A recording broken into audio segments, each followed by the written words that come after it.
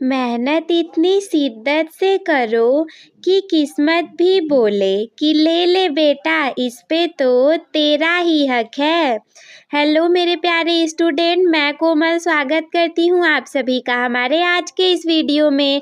तो आज हम लोग लगातार चल रही अंग्रेजी वाली सीरीज के अंतर्गत आज देखेंगे लेसन नंबर 5 को, जिसका कि नाम है ग्लिम्सेस ऑफ इंडिया। और इसमें हमें 3 पार्ट में पढ़ना था। सबसे पहले पार्ट का नेम है आपके a baker from Goa, then second number chapter Coorg और तीसरा टी फ्रॉम असम। तो आज के इस सिंगल वीडियो में बिल्कुल फास्ट तरीके से हम इन पूरे चैप्टर को, इन तीनों भागों के सारे महत्वपूर्ण शॉर्ट और लॉन्ग क्वेश्चन नंबर आंसर को देखेंगे। तो चलिए स्टार्ट है। लेकिन सबसे पहले हम स्टार्ट करें, इसके पहले कुछ इंपॉर्टेंट वोकैब्स आप लोग को दिए गए हैं। तो सबसे पहले आप इन सारे वोकैब्स को लर्न कर लीजिए, क्योंकि बिना इन चीज़ों के आप अपने सेंटेंस का अर्थ नहीं निकाल पाएंगे। तो सबसे पहला है ग्लिम्सेस। ग्लिम्सेस मतलब होता है झलक। बेकर का बेकर ही होता है। एक्चुअली गोवा जो था वहाँ पे कुछ लोग वो पाव रोटी बेचते थे, उन्हीं लोगों को बेकर कहा जाता था। और अगला है पैडर। पैडर का पैडर ही मीन होता है। सेंटेंस के अकॉर्डिंग हम आपको इसका सही अर्थ बताएंगे, ऐसे अलग से अर्थ निकालना चाहे तो नहीं निकलेगा। बॉल मीन बॉल ही होता है। और बोलिन्हास मतलब बोलिन्हा। ईगरली मीन बेसब्री से। और पोर्चुगेज मीन्स होता है पुर्तगाली लोग। फर्नेंस मीन्स भट्टी। फर्नेंस मीन्स हम जानते हैं भट्टी होता है। स्पाइसेस मीन होता है मसाले, हम जानते हैं स्पाइसेस मीन मसाले। डिसेंट मतलब चढ़ाई करना।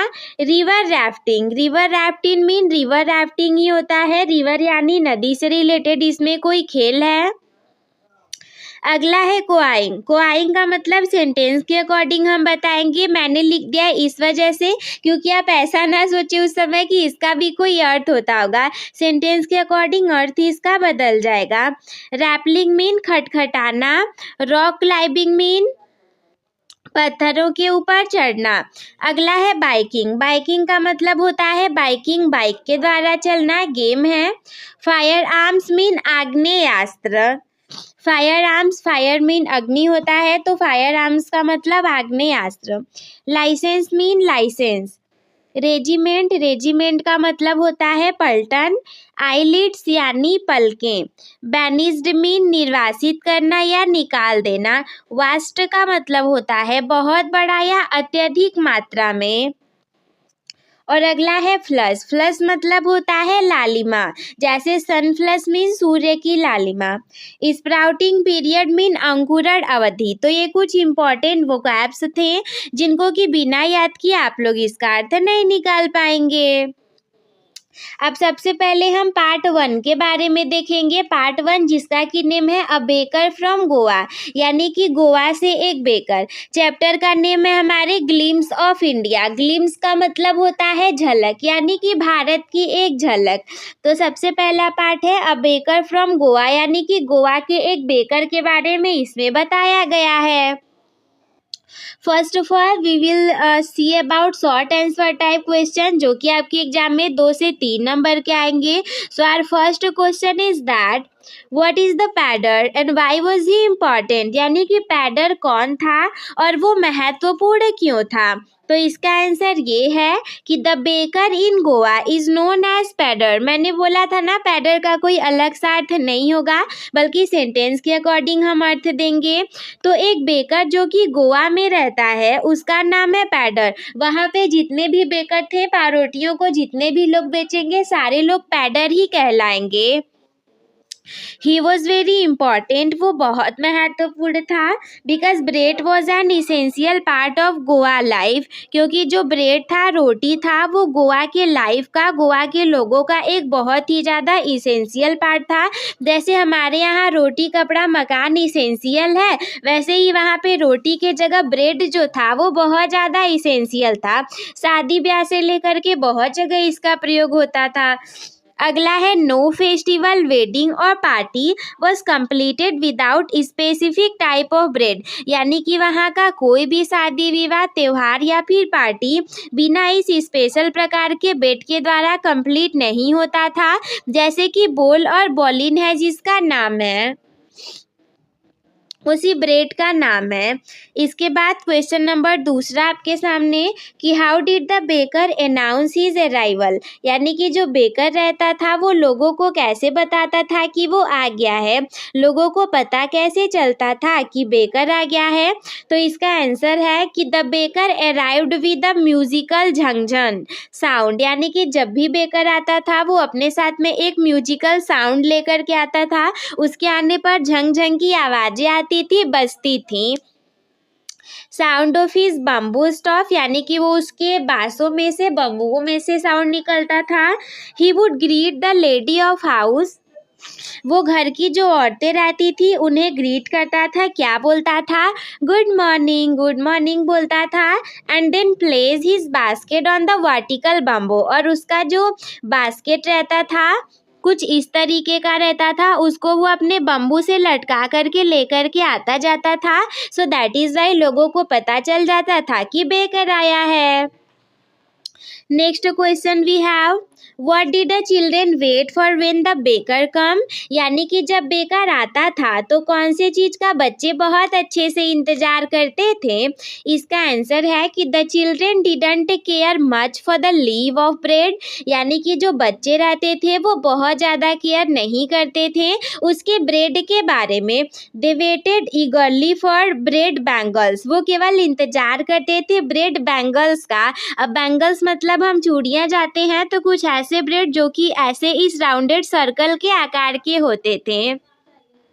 स्वीट ब्रेड रिंग, यानी कि मीठा मीठा ब्रेड का बना हुआ ये रिंग जैसा रहता था, बच्चे इसका इंतजार करते थे। विच वर स्पेशली मेड फॉर देम, जो कि स्पेशल तरीके से उन्हीं लोगों के लिए बनाया गया था। इसके बाद अगला है long answer type question. 5 number के लिए लॉन्ग आंसर टाइप सबसे पहला वाला आपके पास क्या है कि describe the traditional presence of baker in Goan village, Goa के गांवों में एक ट्रेडिशनल तरीके से बेकर के प्रेजेंट होने का क्या महत्व था। इस ब्रेड मेकिंग स्टिल पॉपुलर, क्या ब्रेड को बनाना अभी भी पॉपुलर है। तो इसका आंसर कुछ इस तरीके से है कि इन द ओल्ड पुर्तगालियन डेज, ये जो पुर्तगीज लिखा है इसका मतलब होता है पुर्तगाली, पुराने पुर्तगाली के दिनों में the baker was a friend, यानी कि जो बेकर रहता था वो दोस्त हुआ करता था, फिलोसफर हुआ करता था, and guide to the village people, और विलेज के लोगों को वो गाइड भी करता था। He used to visit twice a day, वो एक दिन में 2 बार आता था। इसके बाद है the baker furnace was most popular, यानी कि बेकर की जो भट्टी थी, फर्नेस मतलब भट्टी होता है, बेकर की भट्टी बहुत ज़्यादा पॉपुलर थी। Thing in the village, village में बहुत पॉपुलर थी। Because bread was needed for every occasion, क्योंकि जो ब्रेड था वो सारे महत्वपूर्ण त्योहारों उत्सवों के लिए चाहता था। स्वीट ब्रेड फॉर वेडिंग, यानी कि जो मीठा मीठा बोल ब्रेड था वो शादियों के लिए लोग मांगते थे। And sandwiches for a daughter's engagement, और अपने बच्ची के एंगेजमेंट के लिए सैंडविच चाहता था।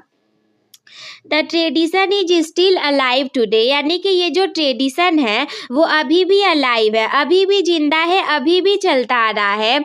Even though the old baker might be dead, हो सकता है कि जो पुराने बेकर है वो तो मर गए हैं। Their songs carry on the families profession, लेकिन फिर भी उनका जो गाना है वो फैमिली के प्रोफेशन में अभी भी चलता आ रहा है। We can still see the same furnace and hear the sound of bamboo, यानी कि हम लोग अभी भी सेम भट्टियाँ और बांस से जो साउंड निकलता है उसे देख पाते हैं, सुन पाते हैं। In many parts of Goa, Goa के बहुत सारे भागों में। This shows that the baker remains an integral part of Goan culture, ये दिखाता है कि जो बेकर रहे हैं वो एक मेन महत्वपूर्ण भाग रहे हैं गोवा के कल्चर का। इसके बाद पहला पार्ट आपका कंप्लीट हो गया अ baker from Goa. Second part है हमारा कूर्ग। कूर्ग जिसे कि कोडागू भी कहा जाता था।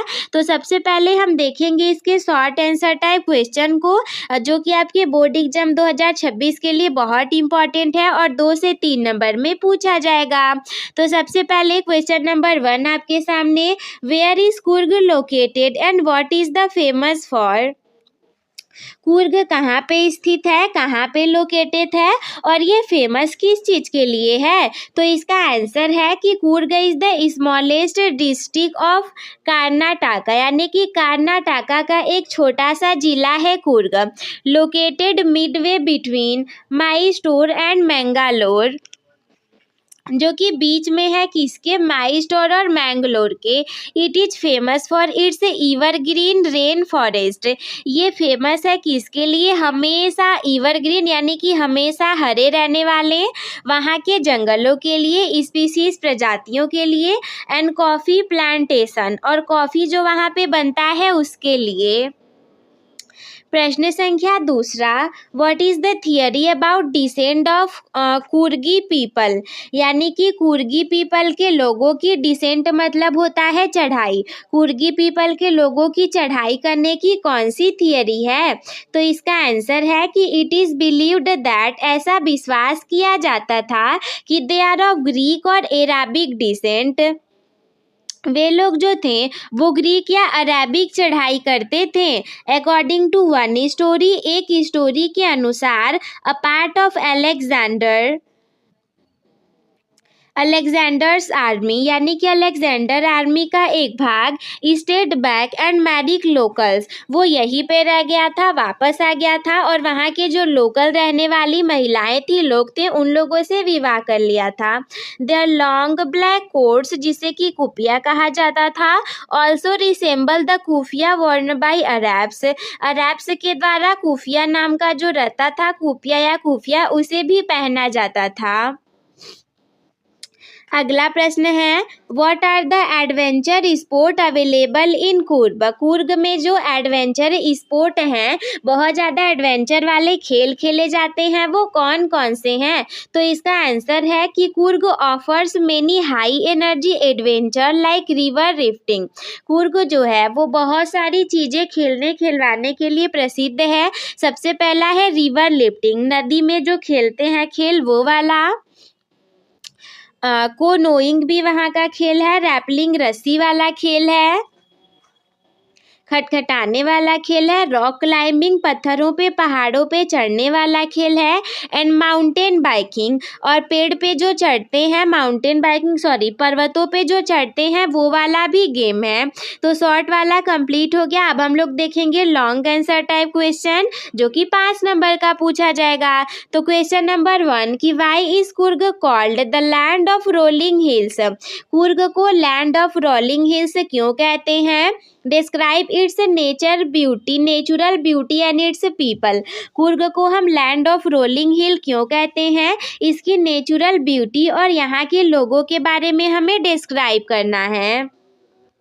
तो इसका आंसर कुछ इस तरीके के है कि Coorg is a beautiful place. Coorg एक बहुत ही सुंदर जगह है विद रोलिंग हिल्स यानी कि वहाँ पे राउंडेड हिल्स पाई जाती हैं, एंड अ प्लीजेंट क्लाइमेट, एक बहुत अच्छे मौसम के लिए। It is covered with 30% evergreen rain forest. ये 30% तो ढका हुआ है हमेशा हरे रहने वाले जंगलों से, इसी वजह से बहुत सुंदर लगता है। ड्यूरिंग द मानसून के दिनों में इट रेन्स हैविली, ये बहुत ज़्यादा हैविली रेन करता है, बहुत वर्षा होती है। But from September to March, लेकिन सितंबर से मार्च तक the weather is perfect for tourist, यानी कि यहाँ का जो मौसम है वो वहाँ के टूरिस्ट के लिए बहुत अच्छा होता है। The air is field with the strong smell of coffee, वहाँ की जो हवा है वो बहुत ही ज़्यादा स्ट्रॉन्ग कॉफ़ी की स्मेल से भर जाती है। आप सूंघोगे तो आपको कॉफ़ी की सुगंध आएगी। The people of Coorg are known for their bravery and hospitality. वहाँ के जो कुर्ग के लोग हैं वो जाने जाते हैं उनकी बहादुरी और हॉस्पिटैलिटी के लिए। They are the only people of India, वो इंडिया के एकमात्र लोग हैं, allowed to carry firearms without a licence, वे इंडिया के एकमात्र लोग हैं जो कि आग्नेय शास्त्रों को ले सकते हैं बिना किसी लाइसेंस के। द कुर्ग रेगिमेंट, यानी कि कुर्ग की जो पलटन है जो वहाँ रहने वाले हैं, is one of the most decorated in the Indian army, Indian army में बहुत अच्छे से डेकोरेट होकर के रहता है।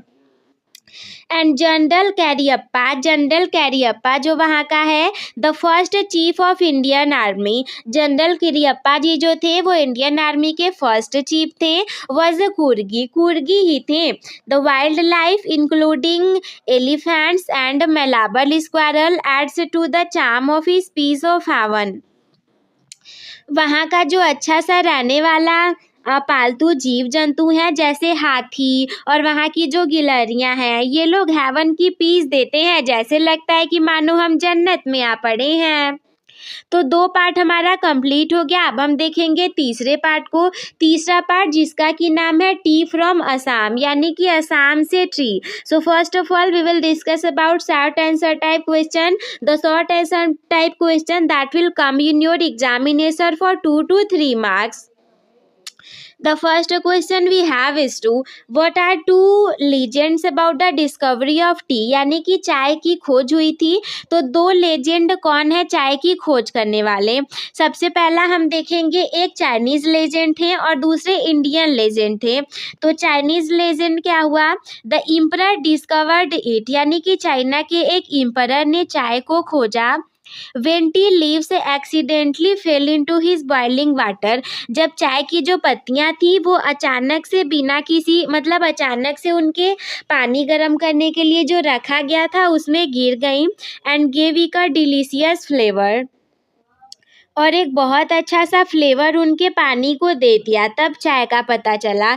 दूसरी स्टोरी बोलती है इंडियन लेजेंड के बारे में कि एक बुद्धिस्ट सन्यासी जो थे नेम्ड बुद्धि धर्मा उनका नाम था, कट ऑफ हिज आईलिड्स, उन्होंने अपनी पलकों को काट दिया था to avoid sleep during meditation, अपने पलकों को काट दिया था ताकि उन्हें मेडिटेशन के दौरान नींद ना आ सके। Then tea plants green from his eyelids and their leaves banished sleep, तब ऐसा है कि टी के प्लांट्स जो थे बड़े हो गए थे उनकी आंखों के ऊपर निकल करके और उनको नींद कभी नहीं आई, ऐसा कहते हैं। एक्चुअली मेरे को नहीं लगता कि इसमें से कोई चीज़ें सही होती होंगी। अगला है प्रश्न कि what did Rajveer see when he looked out of train window, यानी कि राजवीर ने क्या देखा जब उसने ट्रेन के विंडो से बाहर झाँका तो इसका आंसर इस तरीके से है कि Rajvir saw a vast sea of green, Rajvir जो था उसने बहुत ज़्यादा मात्रा में ग्रीन समुद्र देखा। First there were soft green paddy fields, सबसे पहले उसने देखा कि सॉफ्ट वाले ग्रीन पैडी फील्ड्स थे, which then change into tea bushes, उसके बाद वो चाय की झाड़ियों में कन्वर्ट हो गए। Against the backdrop of hills there were orderly rows of tea plants as far as I could see, उतना ज़्यादा ग्रीन और अच्छा उन्हें दिख रहा था जितने दूर तक वो देख पाते थे। अगला क्वेश्चन है what is the second flush, यानी कि सेकेंड लालिमा क्या थी ऑफ स्प्राउटिंग पीरियड का मतलब होता है अंकुरण विधि, तो सेकेंड लालिमा क्या थी, दूसरी लालिमा क्या थी अंकुरण अवधि के लिए। तो इसका आंसर इस तरीके से है कि the second sprouting period lasts from May to July, यानी कि सेकेंड वाला जो अंकुरण अवधि था वो मई से जुलाई तक था। This is the time when the best T is produced, ये वही समय था जब अच्छा सा चाय प्रोड्यूस्ड होता था। अब लॉन्ग आंसर टाइप क्वेश्चन है, 5 नंबर के लिए आपके एग्जाम में पूछा जाएगा। क्वेश्चन क्या है, how does the author describe the tea gardens of Assam through Rajvir eye, यानी कि लेखक जो है वो राजवीर के आंखों देखा वर्णन असम के टी में कैसे करता है, गार्डन को कैसे करता है।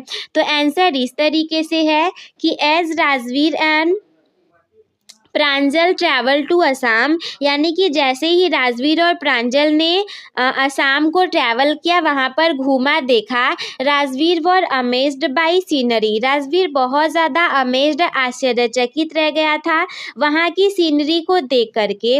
Assam has the largest concentration of tea plantation, Assam जो था, असम के पास बहुत ज़्यादा, यानी कि असम में टी प्लांटेशन काफ़ी अच्छा हुआ था, बहुत ज़्यादा मात्रा में। इन द वर्ल्ड, पूरे संसार में। ही सा group of tree pluckers with bamboo basket, उसने देखा कि वहाँ पे बहुत सारे लोग ऐसे थे जो कि चाय की पत्तियों को तोड़ रहे थे। ऑन देयर बैक्स, अपने पीठ पे उन लोगों ने, वियरिंग प्लास्टिक अप्रोन्स, अपने पीठ पे उन्होंने प्लास्टिक के अप्रोन्स लिए हुए थे। They were plucking the newly sprouted leaves, वे लोग जो नए नए चाय की पत्तियां आई थी उसे तोड़ रहे थे।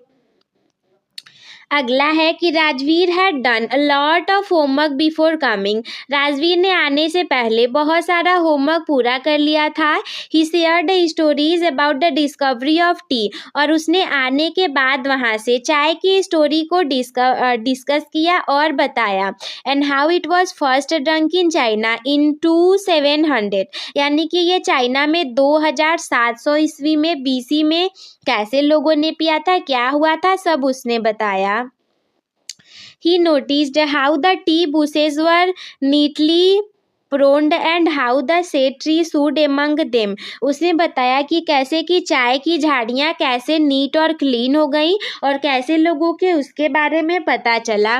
टू राजवीर, यानी कि राजवीर के लिए, the tea garden looked like a green sea, Rajvir की आंखों के लिए जो चाय का गार्डन था वो उसे ग्रीन सी, हरे समुद्र की तरह दिखाई दे रहा था। Making Assam a truly unique place for tea lover, यानी कि असम जो था वो चाय जिसे बहुत प्यारी है, टी लवर्स के लिए एक बहुत ही ज़्यादा यूनिक और अच्छा सा जगह है। तो आई होप मेरे प्यारे स्टूडेंट कि आप लोग को हमारी आज की ये वीडियो बहुत अच्छी लगी होगी और सारी चीज़ें अच्छे से समझ में आ गई होंगी। तो अगर चैनल पर नए हैं तो चैनल को कर लीजिए सब्सक्राइब, वीडियो को कर दीजिए लाइक, क्योंकि डेली आप लोग को इस चैनल पर ऐसी ही वीडियोस मिल रही हैं। दोस्तों के साथ कर दीजिए शेयर। हम मिलते हैं आपसे किसी अगले वीडियो में, तब तक के लिए धन्यवाद। मस्त रहिए, स्वस्थ रहिए, व्यस्त रहिए, आप सभी हंसते खेलते और मुस्कुराते रहिए।